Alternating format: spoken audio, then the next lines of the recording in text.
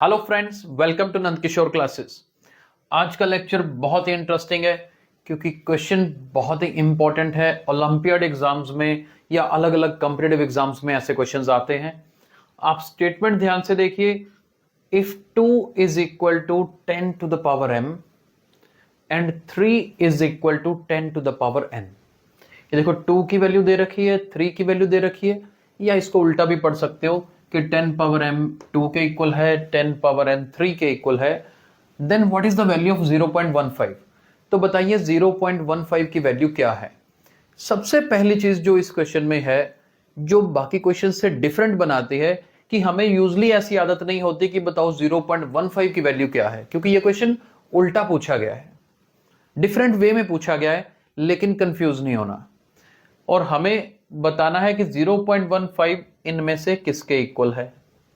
I hope कि पहला point आप समझ रहे होंगे कि ये क्वेश्चन थोड़ा सा हटके, थोड़ा सा डिफरेंट वे में है, लेकिन करना आसान क्यों है? क्योंकि 0.15 बनाना है ना, तो आपके पास ये 2 और 3 को देख के आइडिया हो जाएगा।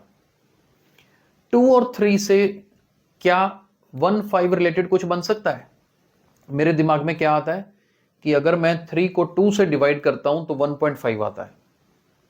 बस ऐसे ही आइडिया मिल जाएगा कि 3 को 2 से डिवाइड करता हूं तो 1.5 आता है।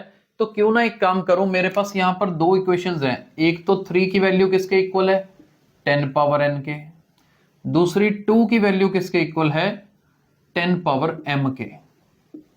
तो देखो एक काम आसान। अब मैंने अभी क्या कहा था कि 3 को 2 से डिवाइड करता हूं तो मुझे रिलेशन नजर आता है कहीं ना कहीं, तो डिवाइड कर दीजिए।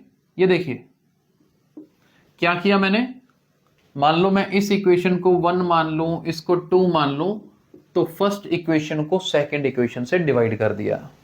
यानी कि जो लेफ्ट साइड में है वो लेफ्ट साइड में डिवाइड हो जाएगा, 3 2 से डिवाइड हो गया। और राइट साइड में 10 पावर n है तो वो किससे डिवाइड हो गया? 10 पावर m से डिवाइड हो गया।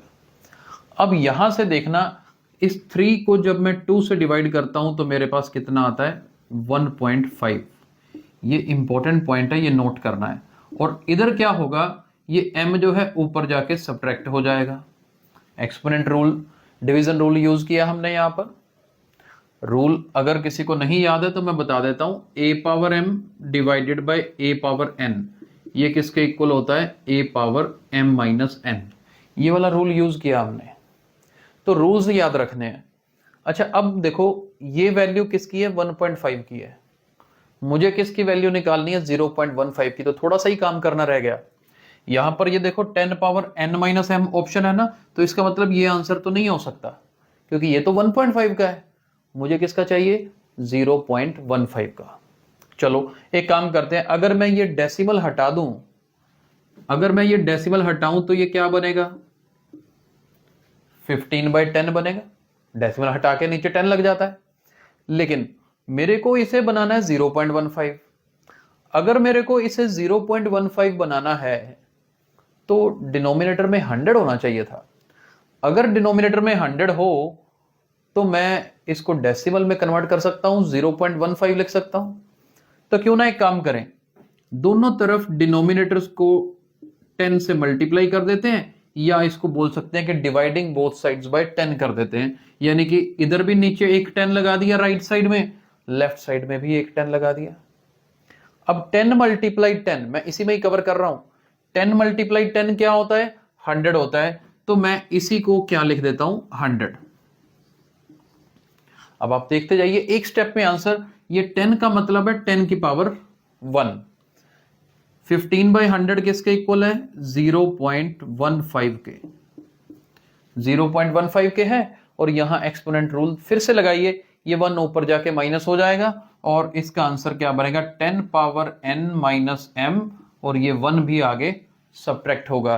तो जी हमारा ये देखिए फाइनल आंसर आ रहा है 0.15 किसके इक्वल आ रहा है? 10 power n minus m minus 1। तो फाइनल ऑप्शन कौन सी है?